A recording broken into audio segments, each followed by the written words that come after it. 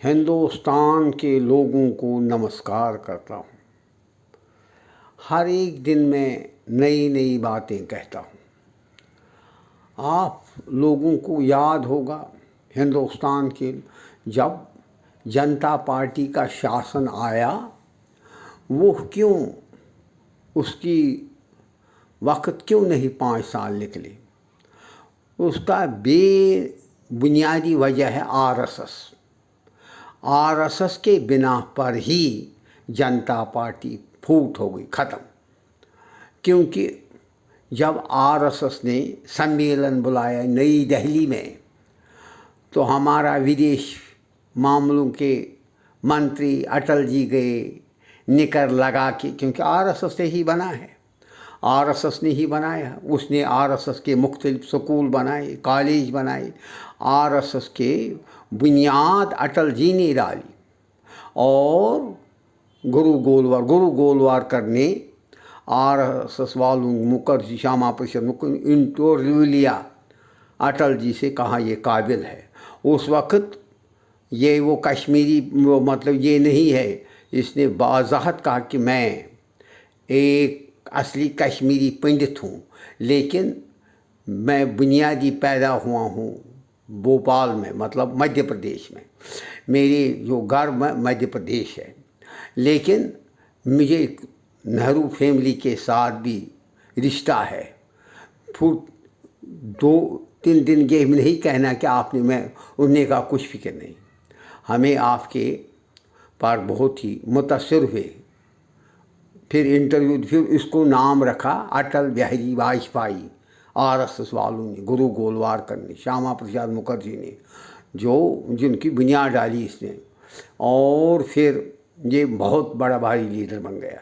इतना कहाँ कौन पहुँचेगा वहाँ। फिर ये घर नहीं जाता था, घर बार त्याग किया था। नेहरू के साथ ये कहता था मुझे रिश्ता है, लेकिन मुझे मतभेद है, वो कांग्रेसी है, मैं जनसंघी हूँ।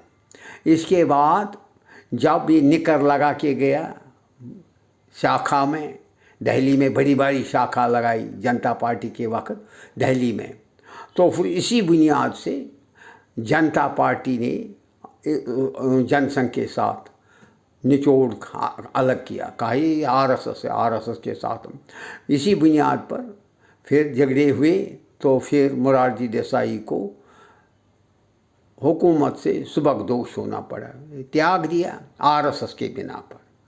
आरएसएस, क्योंकि कांग्रेसी ख्यालात कभी जनसंघी ख्यालात नहीं बन सकते। इसी तरह से आज मोदी जी ने कहा कि मेरा पिताजी है इस्राइल और माताजी है भारत। ये भी दूसरा फसाद उठा, ये भी दूसरा फितना उठाया। इसको ऐसी बात कहनी अपना अपना ख्यालात है, क्योंकि फादर का मतलब ही है हम इस्लाम के ख़िलाफ़ है, हम इस्लाम के ख़िलाफ़ है कि इस हज़रत इस्राइल, ये भी मुसलमान इसराइल के ख़िलाफ़ बुनियाद से ही रहे। और इसमें मतलब हुआ 20, 25, 26 करोड़ जो मुसलमान रहते हैं। ये साफ है मेरा पिता इसराइल है, माता भारत माता है, कि मुसलमानों के सलाह समझौता नहीं है में, ये साफ है। यह अपने अपना ख्यालात है। इसी तरह से जब ये फिर भारतीय जनसंघ का निचोड़ आरएसएस के वजह से अलग हुआ, फिर वाजपेयी ने सोचा कि उसको मुसलमानों ने समझाया कि अटल जी, इसका नाम असली विश्वनाथ था, विशंबरनाथ इसको कहते, विशंबरनाथ। तो विशंबरनाथ जी आपने गलत किया, आपने प्राइम मिनिस्ट्री लेनी थी। कहा नहीं, मैं खुददार हूँ। मैं सुब्रमण्यम स्वामी ने कहा जाओ घर बैठो, घर में क्या करता है। कहा मेरी माँ जो आरएसएस नहीं, क्योंकि आरएसएस को इसने तमाम शाखाएं बनी, स्कूल बनाए, संचालक रहा, इतना कौन कुर्बानी देगा। घर बार त्याग किया, बेटे को वहाँ लात मारी, कुछ नहीं। और उसी बुनियाद पर, हसद पर इसको कश्मीरी पंडितों ने, कांग्रेसी थे कश्मीर, उन्होंने पढ़ाया इसको अरबी, हिंदी नहीं मुझे आती है, ये हसद के लिए कितने कश्मीरी पर बहुत खतरनाक नासूर है हिंदुस्तान। पंडित जवाहरलाल ने साजिश की होगी, उसको इसके बच्चा है, लड़का है, हाँ लड़का है, कि इसकी घरवाली कन्याकुमारी में देहात हुआ, उसके बाद इसने त्याग सब कुछ किया, फिर दिल्ली में बैठे इस तरह अपनी बुनियाद बनाई इसको। तो फिर मुझे हसद, मुझे अरबी हिंदी और हसद का ना कर, मुझे हिंदी नहीं आती। देखा कितना बैर बनाया था, एक पंडित बहुत खतरनाक से आता, ओहो इनसे इधर कश्मीरी पंडित पर नासूर हुए थे हिंदुस्तान में। फिर जब इसी बुनियाद पर लड़ाई उठी, किस पर, RSS। आज दूसरा फितना मोदी ने उठाया, मेरा पापा है कौन, इसराइल, और माता जी है भारत।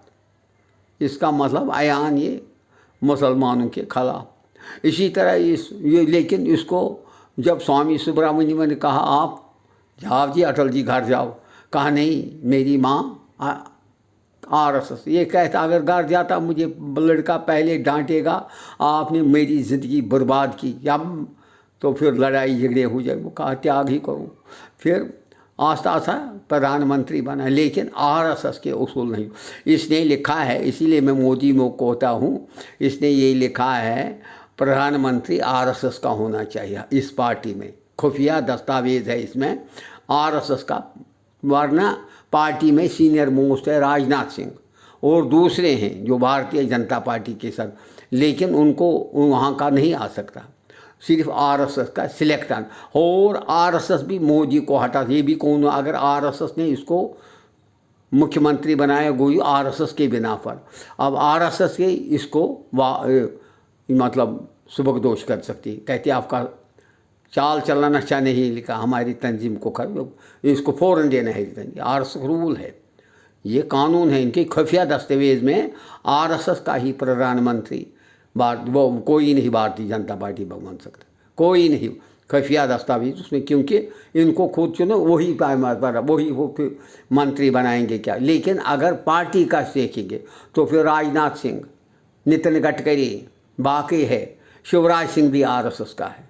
ये उसूल है जिसमें, इसमें ये छोटा बड़ा नहीं, जिसको काबिल तरीन देखा उसी को RSS मतलब चुनते हैं, इसी को पर वो लिखते हैं खुफिया।